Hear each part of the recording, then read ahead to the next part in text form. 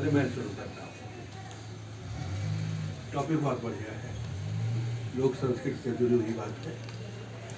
और फोक स्टडीज़ का जो प्रारंभ हुआ वो मध्य प्रदेश के ही सबसे प्रखर और सबसे विद्वत आचार्य थे प्रोफेसर इंद्रदेव।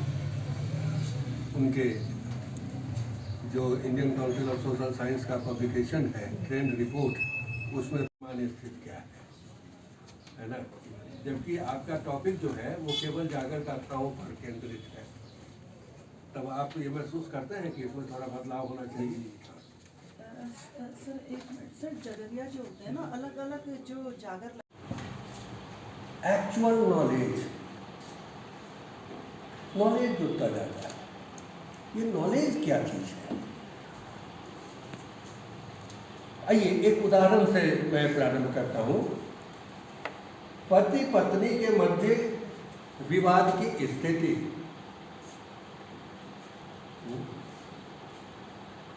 पड़ोसी को ज्ञान है कि बगल के पड़ोस में पति पत्नी के मध्य विवाद है। वो ज्ञान कहाँ तक है? कॉमन सेंस नॉलेज, क्योंकि वहाँ से जो ध्वनि, वहाँ की जो परिस्थितियाँ जो रिफ्लेक्ट हो रही हैं, प्रतिबिंबित हो रही हैं, परावर्तित हो रही हैं दूसरों तक, वह बोध कराता है कि वहाँ विवाद की स्थिति है। लेकिन इससे हमारे शोध का और ज्ञान का कोई मतलब नहीं है। शोध और ज्ञान का मतलब इस विवाद के लिए ये है कि पति और पत्नी दोनों इक्वली एजुकेटेड हैं। पत्नी भी उच्च शिक्षा प्राप्त करने के बाद, तकनीकी शिक्षा करने के बाद यह विचार मन में था कि वो कहीं एम्प्लॉयमेंट को लेंगी और इंडिपेंडेंट होंगी, जिससे कि उन्हें रोका जा रहा है विवाह के बाद। और उसके बाद वो पति के साथ हमेशा इस बात पर विवाद पैदा होता है कि हमें क्यों नौकरी नहीं करने दी जा रही है, क्यों पारिवारिक कार्यों तक सीमित किया जा रहा है। एक कारण है, लेकिन इसका सिद्धांत क्या है? जब किसी भी समूह में किसी भी व्यक्ति को अवसरों में असमानता का बोध होगा, तो असमानता बोध करने वाले या वंचित रहने वाले व्यक्ति या समूह को अन्य व्यक्तियों के प्रति, जिसको कहते हैं परिस्थिति पैदा होगी। और यह जो स्थिति है, कि अवसरों के असमान वितरण के कारण उत्पन्न होने वाला विवाद, यह सैद्धांतिक रूप से कहाँ जाके जुड़ता है? मार्क्सियन सोशियोलॉजी से। मार्क्स का पूरा सामाजिक विवाद क्या कहता है? दो समूहों के बीच अवसरों की असमानता। दूसरा संदर्भ हो सकता है कि पति और पत्नी जिस व्यवस्था के अंतर्गत है, उस व्यवस्था में पति के लिए निश्चित पद के अनुरूप कार्य या भूमिका है कि पति ऐसा व्यवहार करेगा, इन उत्तरदायित्वों का पालन करेगा। पत्नी के साथ भी कि उसे ये पद दिया गया है, प्राप्त है, वह निश्चित व्यवहार को करेगी, निश्चित उत्तरदायित्व को करेगी। और जब उत्तरदायित्वों के अनुपालन में किसी भी तरह का असंतुलन देखा जाता है, तो दोनों के मध्य विवाद की स्थिति पैदा होती है। तो पद और भूमिका के उचित निष्पादन के अभाव में होने वाला विवाद सैद्धांतिक रूप से कहाँ जुड़ता हुआ नजर आएगा? फंक्शनल थ्योरी से, प्रकार्यात्मक सिद्धांत से। पति और पत्नी है विवाद की स्थिति है। पति के द्वारा जिस स्तर पर संवाद प्रेषित किया जा रहा है, पत्नी के द्वारा उसी स्तर पर संवाद को ग्रहण करते हुए उसके अर्थ को नहीं निकाला जा रहा है और अर्थ भग्न हो रहा है ना? मैंने तो ऐसा कहा था, अरे तुमने ऐसा कहाँ कहा था, तुमने तो ऐसा कहा था। क्यों? संवाद के अर्थ को समझ नहीं पाना। चाहे पत्नी के द्वारा किए गए संवाद को पति के द्वारा, पति के द्वारा किए गए संवाद को पत्नी के द्वारा, और इससे उत्पन्न विवाद जो है सैद्धांतिक धरातल पर यह किससे संबंधित होगा? यह संबंधित होगा प्रतीकात्मक विवाद से, सिंबॉलिक इंटरैक्शन से, है ना? तो सवाल है कि हम ज्ञान तक पहुंचने के 3 रास्ते आपको बताए, है ना? लेकिन उसके बाद भी है कि ज्ञान क्या है। आइए पहले ज्ञान को समझ लें, फिर मैं उस ज्ञान को पाने के लिए जो प्रपोजल तैयार होता है उसको मैं बताऊंगा। आप रिसर्च स्कॉलर हैं, जो भारत का दर्शन है, भारतीय दर्शन, उसका जो एपिस्टेमोलॉजी है, शब्दार्थ मीमांसा है, उसमें आप और हम जब हम किसी शोध के लिए प्रस्तुत होते हैं तो हम और आप क्या होते हैं? प्रमाता होते हैं। हम प्रमाता होते हैं जो एक प्रमेय को, उस वस्तु के विषय में ज्ञान को पाना चाहते हैं। वह ज्ञान है कि आधुनिक समाज में पति पत्नी के मध्य विद्वेष की स्थिति क्यों पैदा हो गई। वो प्रमेय, मैं प्रमाता हूं, प्रमाता उस प्रमेय को पाने के लिए विभिन्न साधनों का प्रयोग करते हुए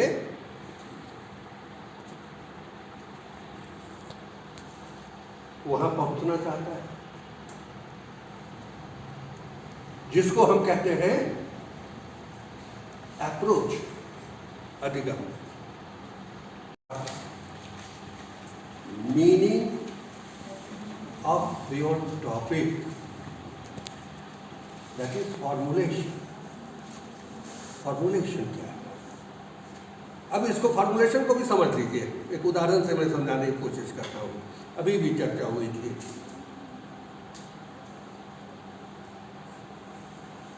एक शब्द है जिसका प्रयोग हम बहुतायत से करते हैं, वह है सशक्तिकरण, एम्पावरमेंट। अब एम्पावरमेंट शब्द का जो प्रयोग करते हैं उसमें हमें क्या देखना है? सशक्तिकरण। इसका मतलब है हम ये मान के चलते हैं इस शब्द के द्वारा कि कोई एक है जिसके पास शक्ति नहीं है। ये बात एकदम इस शब्द के अर्थ में आरोपित है। कोई ऐसा है जिसके पास शक्ति नहीं है, और जिसके पास शक्ति नहीं है उसको सशक्त बनाना, अर्थात उसमें शक्ति के तत्वों को डालना।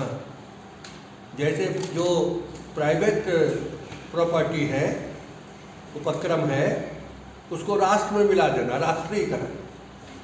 तो जिसके पास शक्ति नहीं है उसमें शक्ति डाल देना, प्रक्रिया सशक्तिकरण, है ना? अब ये सशक्तिकरण, और उसमें भी जब हम कहते हैं महिला सशक्तिकरण, वुमेन एम्पावरमेंट,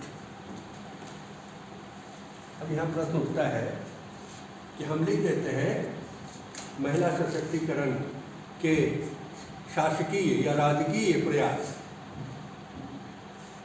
ठीक है? कैसा प्रयास?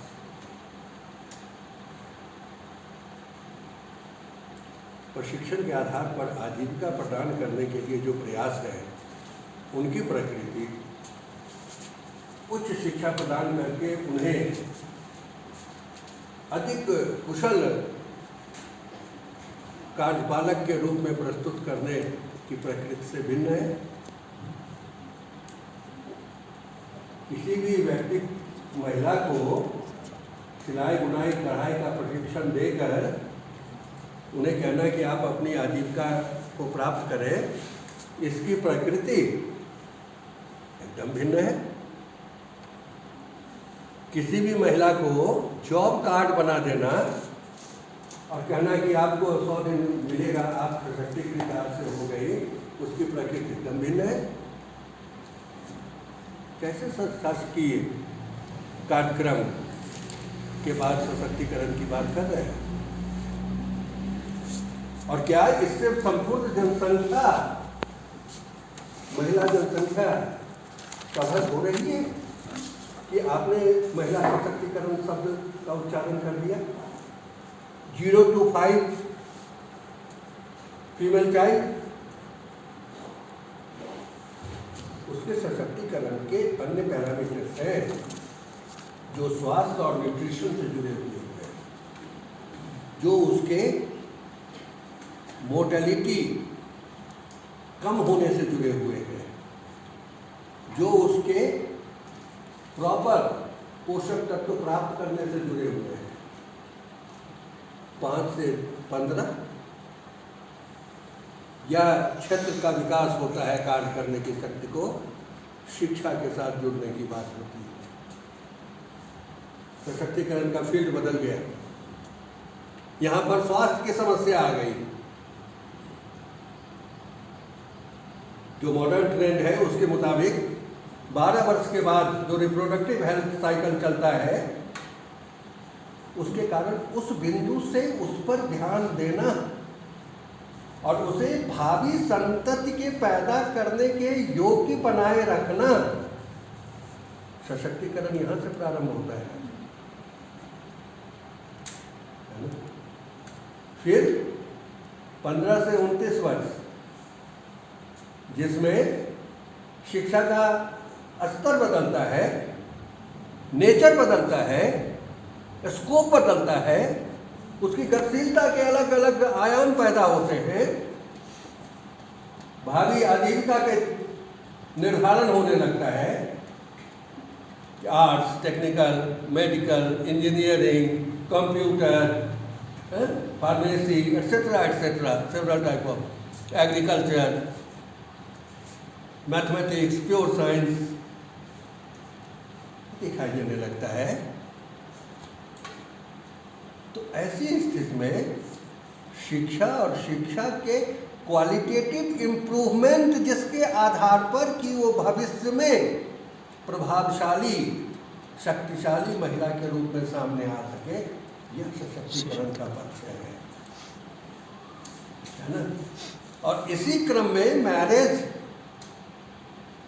दूसरा संदर्भ उठता है, the right over her body, the right to select mate, to right to conjugate, the right to conceive, the right to abort, the right to birth, and to decide in future the birth progression.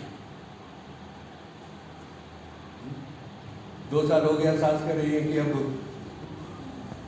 बच्चे नहीं पैदा हो रहे हैं, अब लल्ला की दूसरी शादी करा देंगे कि गल्ला में एक लल्ला आ जाए। तो गल्ला में लल्ला आ जाए तो दूसरी शादी करा।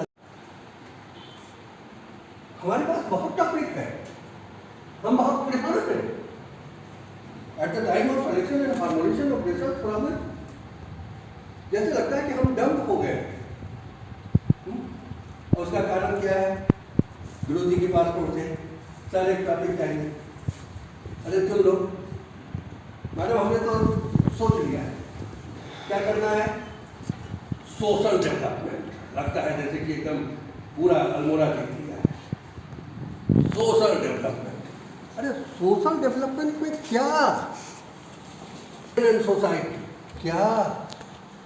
ये तो 2 शब्द आपने कह दिया, जोड़ा कैसे इनको? नहीं एक घर में दाल, दूसरे घर में भात, खाना तैयार है। कहाँ? बड़ा बाजार में दाल बना हुआ है, यूनिवर्सिटी कैंपस में भात बना हुआ है। ऐसा नहीं होता है मित्रों, है ना। हमको बहुत गंभीरता से शुरुआत में ये निर्णय करना है कि हम जिस विषय पर काम करने के लिए तैयार हो रहे हैं उस विषय का सही सूत्रीकरण करें।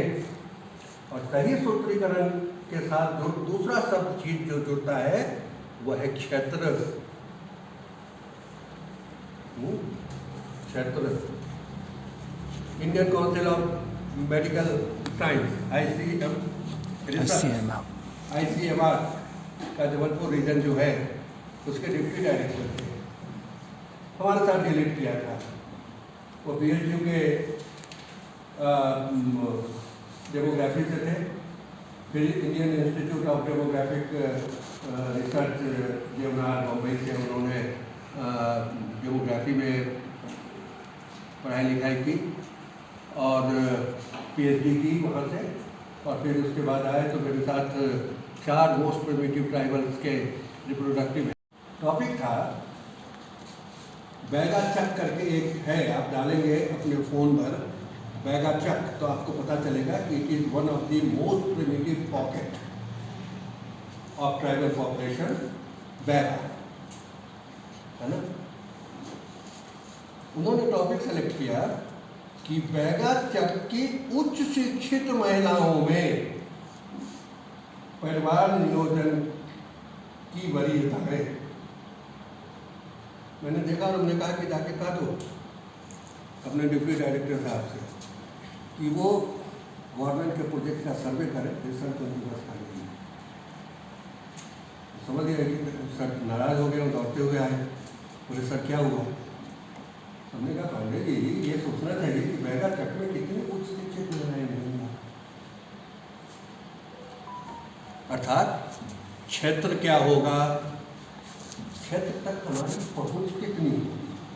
सर एक बार तो मैं गई थी सर लोगों से मिले सर और सब डाटा ले आए। एक बार में कैसे 400 लोगों का डाटा आप ले आए? तो इसका मतलब है शुद्ध देसी भाषा में मैं कहूँ, बुरा मत मानिएगा, औकात। औकात क्या? क्षेत्र तक पहुँच की में आप सक्षम हैं। पहले तौलिए कि आपने झाड़ू चुला के 10 गांवों में अध्ययन का सोचा है, 300 रेस्पोंडेंट हैं, एक दिन में 5 रेस्पोंडेंट, मतलब कम से कम 7 दिन आना जाना। इतना दिन क्या आप वहाँ जा सकते हैं, रह सकते हैं, गाँव तक पहुँच बना सकते हैं, पहाड़ों में, नीचे में, घाटी में, क्षेत्र तक पहुँच। शारीरिक रूप से क्या आप ऐसे सक्षम हैं कि वहाँ जा सकते हैं? आर्थिक रूप से इतने सक्षम हैं, इस पर आने वाले खर्च का वहन कर सकते हैं? आपके पास संसाधन इतने हैं, आप वहाँ अकेले चलाएंगे नहीं, किसी और को साथ लेके जाएंगे। कोई है संसाधन, ह्यूमन रिसोर्स जो आपको सपोर्ट करेगा। और सबसे महत्वपूर्ण, क्या आप एक PhD प्रोग्राम के लिए अगले 4 साल तक इससे जुड़ने के सक्षम हैं? ये सभी रिसोर्स अगर आपके पास है तो आप पूरी औकात रखती हैं रिसर्च का, राइट? बहुत गंभीर बात है, इसको हंसी में मत लीजिए। Accessibility to the field, human resource, हाँ, और इसके साथ साथ इसके लिए जो सामग्री की जरूरत है, रिसर्च मटेरियल की, उसको क्या आप एक्सप्लोर कर पाएंगे? मान लीजिए ये सब हो गया, आपका टॉपिक फाइनल हो गया। उसके बाद इंट्रोडक्टरी नोट जब आप शुरुआत करेंगे तो आपको इसका डिज़ाइन फाइनल करना होगा। डिज़ाइन मोटे तौर से 4 माने गए हैं, एक्सप्लोरेटरी एंड डिस्क्रिप्टिव, दूसरा है एनालिटिकल, तीसरा है डायग्नोस्टिक और चौथा है एक्सपेरिमेंट। जब भी हम एनालिटिकल में आते हैं उलझ जाते हैं। क्यों? क्योंकि शिक्षा के प्रभाव का अध्ययन, मान लीजिए आपने टॉपिक लिया, पहले आप ये बताइए कि दूसरे फैक्टर जो है उसको आप कैसे न्यूट्रलाइज करेंगे।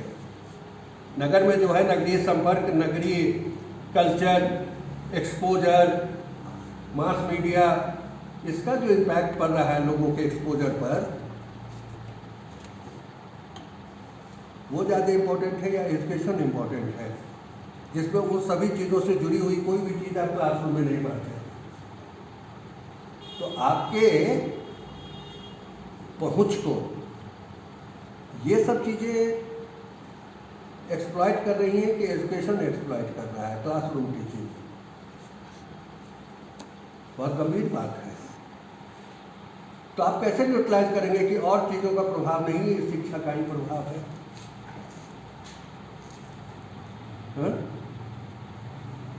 ठीक है, आपने उसको न्यूट्रलाइज कर दिया, तब क्या होगा कि आपका एक वेरिएबल होगा शिक्षा। ये वेरिएबल कैसा होगा? इंडिपेंडेंट, क्योंकि इसके प्रभाव का आप अध्ययन कर रहे हैं। व्यक्ति के पारिवारिक जीवन में बदलाव हुआ है, शिक्षा और बदलाव, dependent to the independent, that is education.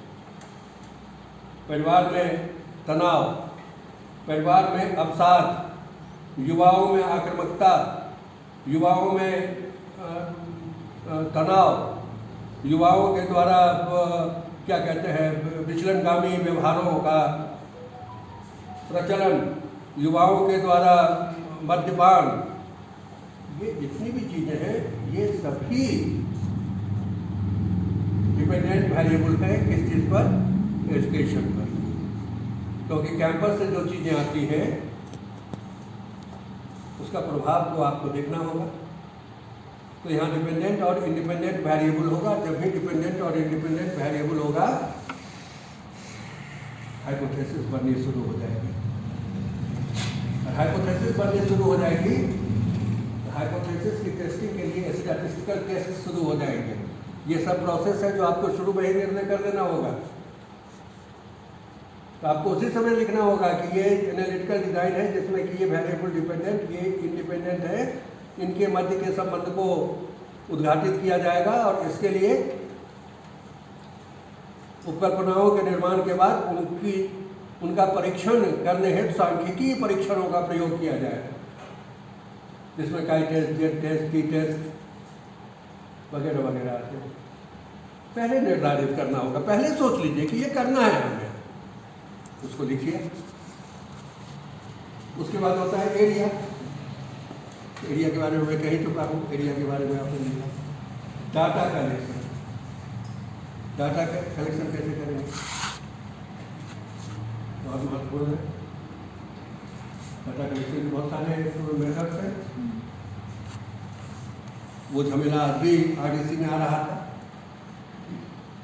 कि आपके कहने से ये उचित है, वो उचित नहीं होता है साइंस में। It should be logically closed, ये तार्किक रूप से बंद होना चाहिए, जिसमें किसी भी तरह का कोई लेकुना नहीं हो, कमजोरी नहीं हो।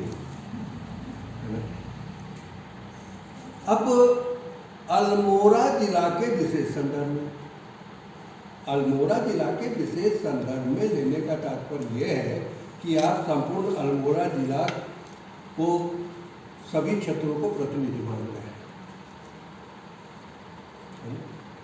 पूरे अल्मोड़ा जिला की जो जनसंख्या उस समस्या से जुड़ी हुई है, उसको कवर करना एक रिसर्चर के लिए संभव नहीं। तो इसको हम सीमित कैसे करेंगे? इसको सीमित करने के लिए हमारे पास विज्ञान ने कई विधियां दी। अगर हम उसको सीमित करें ब्लॉक के लेवल पर, तो आप कह सकते हैं 12 में से 3 ब्लॉक को हमने लॉटरी से चयन किया है। लेकिन फिर ये हो सकता है कि कुछ एक ब्लॉक ऐसा उसमें हो जाए जहाँ तक आपकी पहुँच बहुत ही संकट का हो।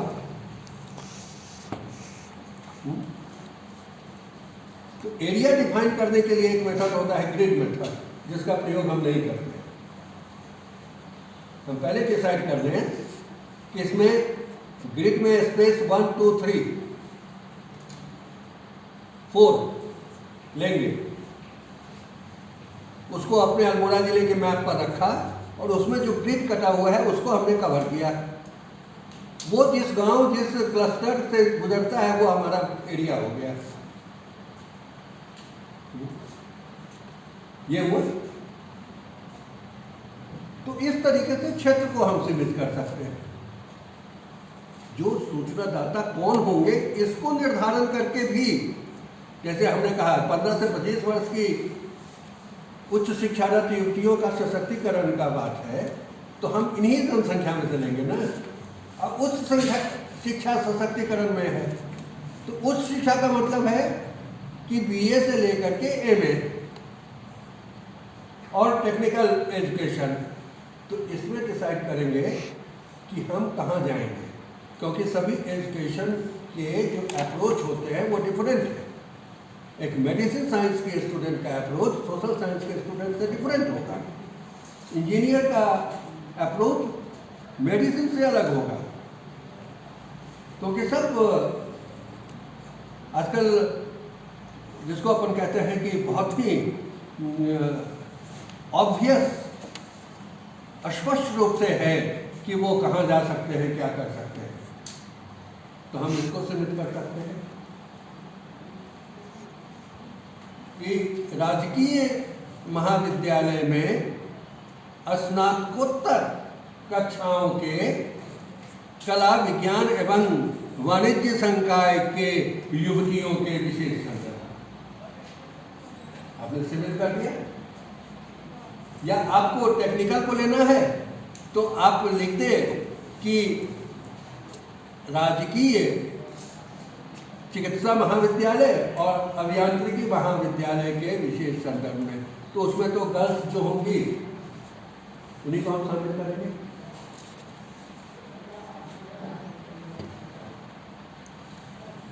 फिर इस तरीके से हम सीमित करते जा सकते हैं। तो ये एक महत्वपूर्ण चीज़ है, उसको हमें बहुत स्पष्टता लिखना होगा कि हम इसके लिए क्या करना चाहते हैं। तो अगला पॉइंट हुआ हमारा डाटा कलेक्शन का, जिसमें सैम्पलिंग मोस्ट इम्पॉर्टेंट। बहुत सारे फेलोशिप के लिए जब आप जाएंगे और आप कहेंगे कि अल्मोड़ा में या उत्तरांचल की भोटिया जनजाति, तो तुरंत एक्सपर्ट कहेगा भोटिया जनजाति की आज की जनसंख्या कितनी है? आप कहेंगे लगभग सर 1 लाख। तो कहेंगे आप रिसर्च करने आए कि वहाँ पर नाटा 16, you should be very sure of it कि जनसंख्या क्या है, टोटल क्षेत्रफल क्या है, कुल परिवार कितने हैं, परिवार का फैमिली साइज कितना है, मेल फीमेल पॉपुलेशन क्या डिस्ट्रीब्यूटेड है, age wise population male female का कैसा है, बर्थ रेट क्या है, मॉर्बिडिटी क्या है, ये सब जो बेसिक इंफॉर्मेशन है एरिया का वो आपके पास होना चाहिए। तो एरिया आपने डिफाइन कर दिया, सैम्पलिंग डिजाइन कर दिया। अब डाटा कलेक्शन कैसे करेंगे? एक कंसेप्ट है कल्चर ऑफ पॉवर्टी, दरिद्रता की संस्कृति। दरिद्रता की संस्कृति नामक पुस्तक जो है लेविस की, वह 5 परिवारों के केस स्टडी पर, 5 परिवारों के केस स्टडी पर वो पूरा का पूरा कंसेप्ट डेवलप हो गया, कल्चर ऑफ पॉवर्टी। हम यहाँ 400 परिवारों को कर देते हैं, तब भी पता नहीं चलता है कि हाँ या नहीं, 15 या 16 लगभग उसे निकल नहीं पाते। बहुत महत्वपूर्ण है कि निश्चितता, हमें निश्चित होना चाहिए कि हम क्या करेंगे। इंटरव्यू शेड्यूल करेंगे, ग्रुप इंटरव्यू करेंगे, फोकस्ड इंटरव्यू करेंगे, रिपीटेड इंटरव्यू करेंगे, इंटरव्यू गाइड का प्रयोग करेंगे। अब इंटरव्यू में ही इतने तरह के प्रोसेस, स्ट्रक्चर्ड इंटरव्यू करेंगे या नॉन स्ट्रक्चर्ड इंटरव्यू करेंगे, क्या करेंगे, you should be very sure. Observation करेंगे तो वैसे ही चले जाएंगे देखने के लिए। जैसे उदाहरण के लिए जब मैं ऑनर्स में पढ़ने के लिए गया, मतलब 71, आप लोगों के जन्म से बहुत पहले, तो ऑनर्स के स्टूडेंट में हमारे गुरुजी ने उठाना शुरू किया, जाओ बरामदे पर जाओ, देखो क्या है नीचे क्या होता है। पहला स्टूडेंट गया और जाके बोला कि सर लोग आ जा रहे हैं। दूसरा था, तो सर मेल फीमेल दोनों आ जा रहे हैं। तीसरा था, जिसको जो मन हुआ वो कह रहे हैं। मैं बेसिकली साइंस का स्टूडेंट था। जब सोशल साइंस में आया तो मुझे बड़ी कॉस्ट थी कि इसमें तो कोई भी चीज़ निश्चित कह ही नहीं रहे हैं लोग, है ना। सोशियोलॉजी तो सोशियोलॉजी की 25 परिभाषा पढ़ा देते हैं, जबकि वहाँ तो वैलेंसी की एक परिभाषा पढ़ी थी, चाहे छोटी सी किताब में या मोटी सी किताब में, वैलेंसी का एक मतलब नहीं, बड़ी मुश्किल है। तो मैं थोड़ा सा शुरू से टीचर के साथ चर्चा करता रहता था। टीचर क्या देते थे, अरे सबका मतलब नहीं है, तुम किनारे में बात कर लेना अलग से। तो मेरा भी आया नंबर, तो मैं गया। तो मैं जब लौट के आया तो मैंने उनको बताया कि 13 आदमी थे, मुझे अभी भी याद है, 13 आदमी थे। 13 आदमी में 5 व्यक्ति, जिसमें पुरुष और स्त्री दोनों थे, उनके हाथ में किताब थे, इसका मतलब कि वो विद्यार्थी थे। कुछ लोगों के हाथ में फाइल थी, 4 किलो हाथ में, इसका मतलब है कि वो विश्वविद्यालय के कर्मचारी थे जो प्रिंसिपल ऑफिस से इस मेन बिल्डिंग की ओर आ रहे थे। कुछ लोगों के हाथ में टोकरी थे, इसका मतलब वो गार्डन में काम करने वाले थे, उनकी संख्या 2 थी। तो वो बोले कि ये तुमको किसने बताया? हमारे गुरु जी ने। हमने कहा कि आप ही तो कहते हैं कि साइंस की जो मेथड है उसमें क्लासिफिकेशन बेसिक चीज़ है, तो हमने क्लासीफाई कर दिया चीज़ों को। तो बहुत खुश हुए, बोले कि तुम कहाँ से आए हो? तो हमने बताया कि मैं तो साइंस का स्टूडेंट था, मेडिकल कॉम्पिटिशन में PMD में वेटिंग लिस्ट में आ गया है, एडमिशन कंफर्म नहीं हुआ, तो मैं सोशियोलॉजी पढ़ने चला आया। तो कहते ठीक है, तुम्हें जो दिक्कत हो बाद में बात किया जाए। ओके, तो थोड़ा सा टीचर्स किताबें देने लगे पढ़ने के लिए। लेकिन सबसे महत्वपूर्ण पक्ष ये है कि हम किस विधि का प्रयोग करने जा रहे हैं। केवल ऑब्जर्वेशन में देखने का प्रयोग जा रहे हैं कि ऑब्जर्वेशन करने के लिए जा रहे हैं तो ऑब्जर्वेशन गाइड लेके जा रहे हैं। नाम सुना है ऑब्जर्वेशन गाइड का?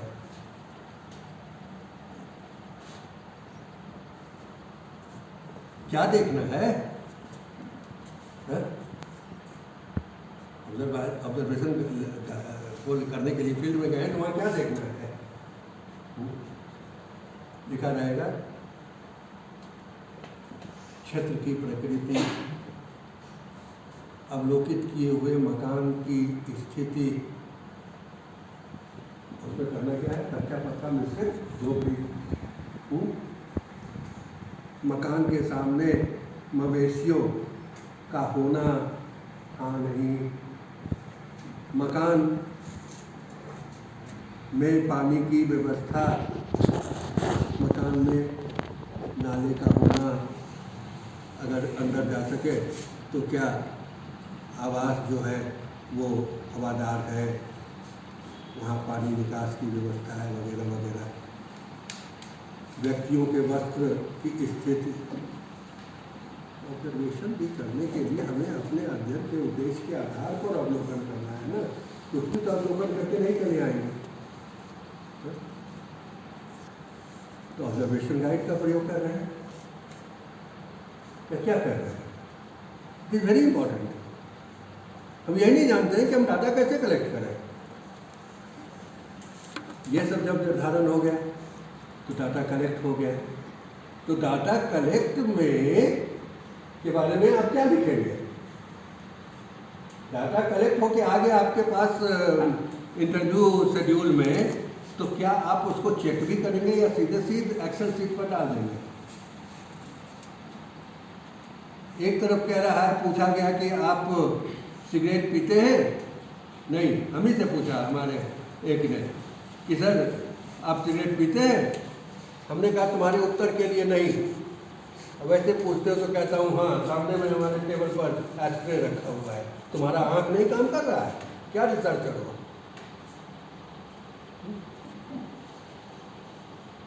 तो बेचारा शर्मिंदा हो गया।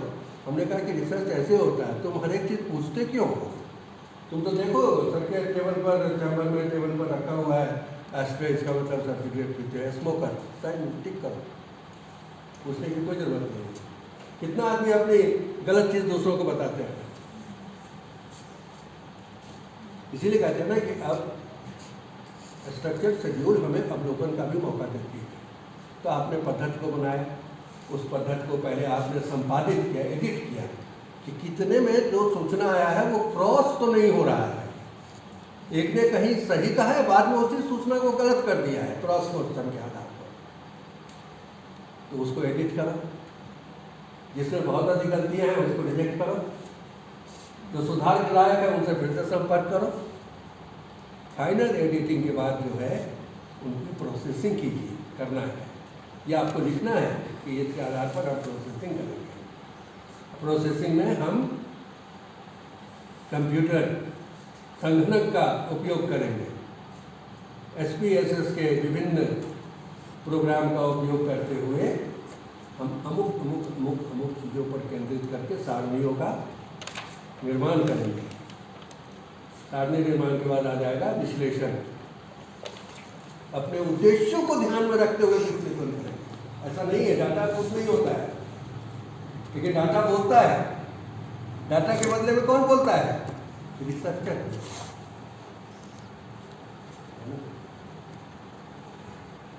जैसे आपने एक गांव का सर्वेक्षण किया, 15 से लेकर के 40 वर्ष की महिलाओं को पूछा कि विगत 10 वर्षों में आपके कितने संतान पैदा हुए? 90% ने कहा कोई नहीं। 10 ने किया। इसकी क्या व्याख्या होगी? सिंपली कह देंगे कि 10% सूचनादात्रियों को छोड़कर अन्य परिवारों में नवीन सदस्यों का आगमन नहीं हुआ। नहीं,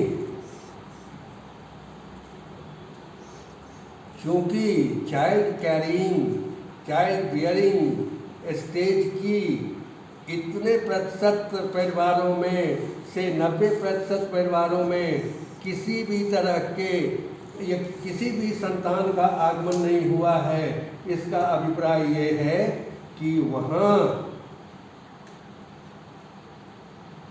के दंपति संतान उत्पन्न करने में असक्षम। इसकी व्याख्या ये होगी, ये नहीं होगा कि 10% में ही बच्चे पैदा हुए। आपका ऑब्जेक्टिव है ये देखना कि वहाँ रिप्रोडक्टिव हेल्थ क्या है। तो आपको व्याख्या का मॉडल, उसका स्कोप, उसका लेंस पहले तय करना होगा कि अच्छे इसमें ये चीज़ आया तो इसको रिप्रोडक्टिव हेल्थ के आधार पर देखेंगे। समझ रहे हैं?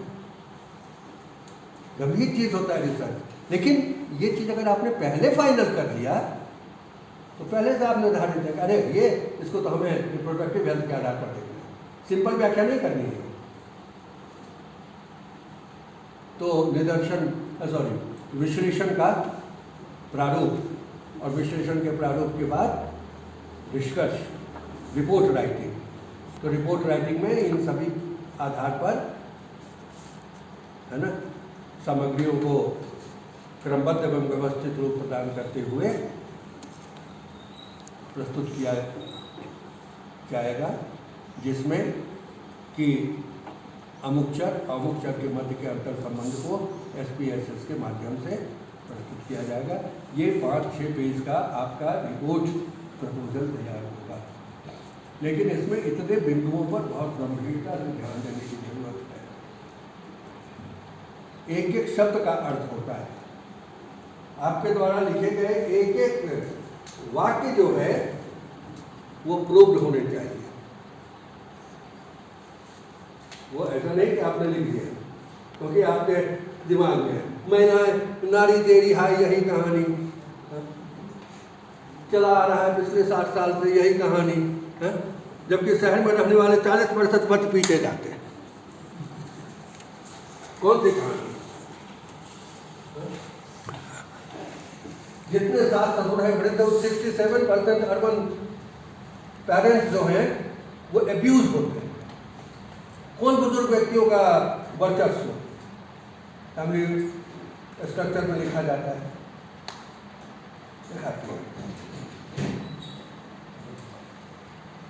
बताइए ना। महिलाओं के पार्टिसिपेशन, इकोनॉमिक पार्टिसिपेशन बढ़ता जा रहा है। हाँ, ये कहिए कि इसके बावजूद भी महिलाओं के सशक्तिकरण की प्रकृति में अनेक बाधाएं हैं। इसको भी आप एक्सेप्ट कीजिए। क्यों? क्योंकि 60 से 67% महिलाओं को व्यय करने का अधिकार नहीं है।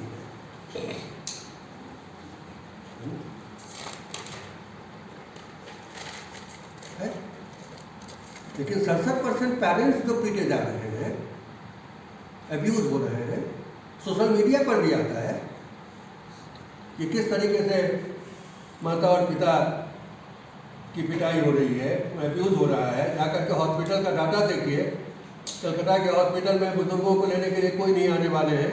10,000 के बदले में वो 20,000 देने के लिए हॉस्पिटल को तैयार है, लेकिन ले जाने के लिए पेरेंट्स को तैयार नहीं है। तो कहने का मतलब ये है कि जो वास्तविकता है उसको, जो उपस्थित उपलब्ध समग्र है, सामग्री है, उसके आधार पर पॉइंट कीजिए अपने लैंग्वेज को। अब वो ज़माना चला गया कि अखबार वाले लैंग्वेज को लिख करके आप अपने को प्रतिष्ठित कर सकते हैं, क्योंकि हर एक व्यक्ति एक्सपोज्ड है। कहीं भी जाता है तो जितनी भी सामग्री उसको उपलब्ध हो सकता है डिफरेंट साइट से, वो उसको बटोर लेके जाता है। और वो कहता है कि ये जो भाषण दे रहे हैं, अरे हम लोग वाले गोष्ठियों में ये अमुक दिन के पेपर से लिया है, ये आउटलुक का आर्टिकल जो ये बोल रहे हैं। जो पढ़ते हैं वो बोलने वाले के चीज़ों को समझते हैं, कमेंट करते हैं। कहने का तात्पर्य है कि बहुत सारे सामग्री हमारे पास है, कमजोरी हमारी है कि हम उन सामग्रियों का भरपूर उपयोग नहीं कर पाते, हम उन्हें एक्सप्लॉइट नहीं कर पाते, हम सूचनाओं को उद्घाटित नहीं कर पाते। और एक शोधार्थी को निश्चित रूप से यह काम करना चाहिए। उसके बाद से रिसर्च कर रहे हैं, ये कोई क्रेडिट नहीं है।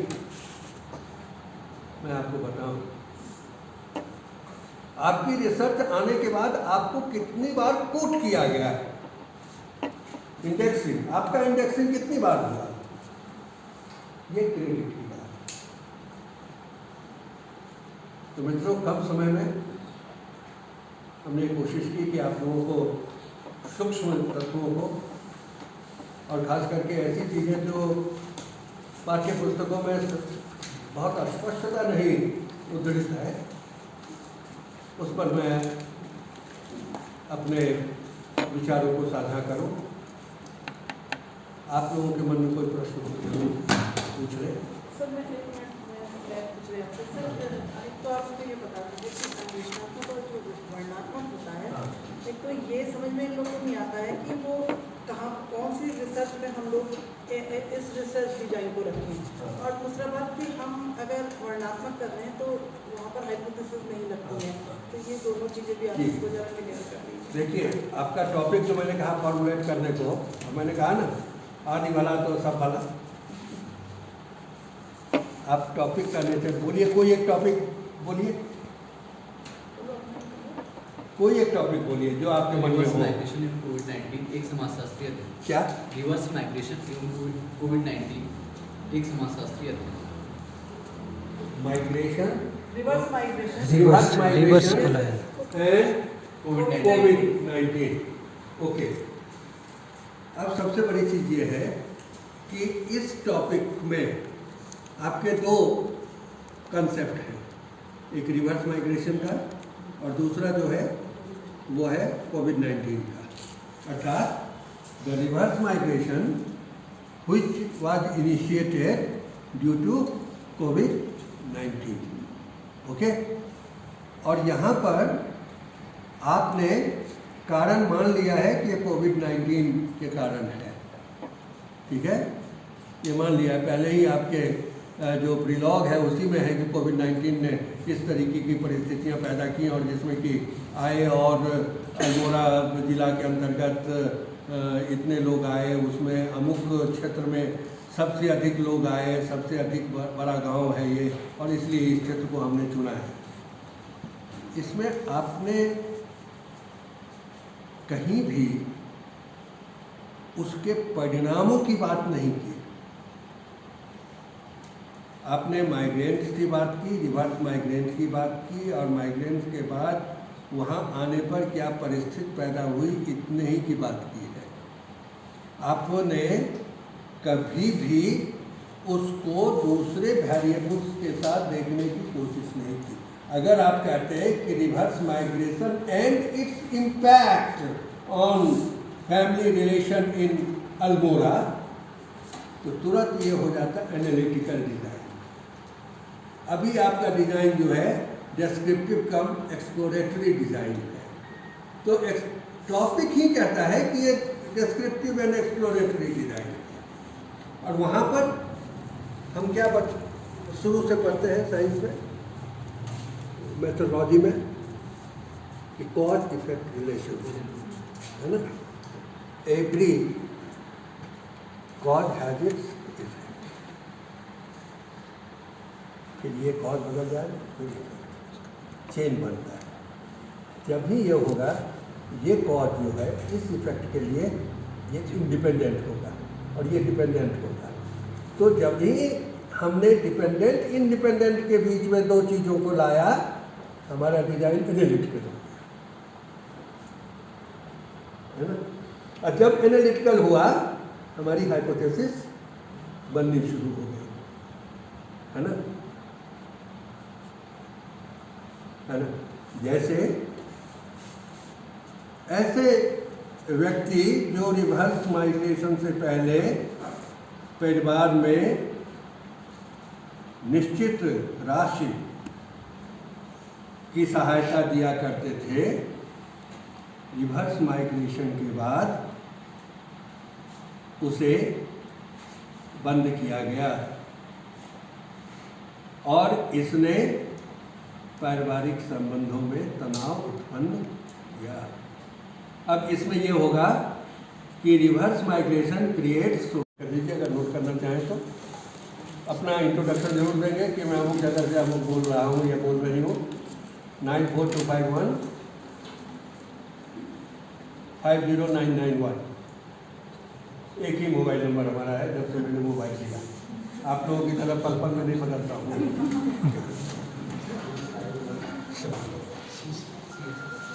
Okay, thank you for silent hearing. 94251 50991 991।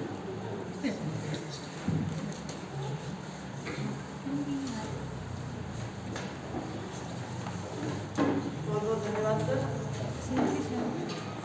और मुझे आशा है कि आप लोगों ने इसका लाभ लिया होगा। फिर भी कोई भी परेशानी होगी तो आप आइए सर, अगर आपका फोन नहीं उठाएंगे तो यहाँ आ जाइए सेलुलर में। मैडम यहाँ तक तो काफ़ी बात हुई है, सब चीज़ों से है, सब चीज़ें लिखित फॉर्म में यहाँ पर है। मेरे पास हो सकता है कि फॉर्म में क्या लिखवा है वो मुझे याद न रहे। सबसे पहले तो आप स्थानीय आधार पर जो विशेषज्ञ हैं जिनसे बात हुई है, सब चीज़ें जो है वहाँ पर औपचारिक रूप में मौजूद है, उनसे संपर्क कीजिए। तो मेरा ख्याल है कि जितनी भी चीज़ें मैं आप लोगों को बताई है वो RDC में भी मैंने पॉइंट वाइज सब चीज़ें क्लियर कर दी, उसमें किसी तरह की कोई समस्या नहीं रही है।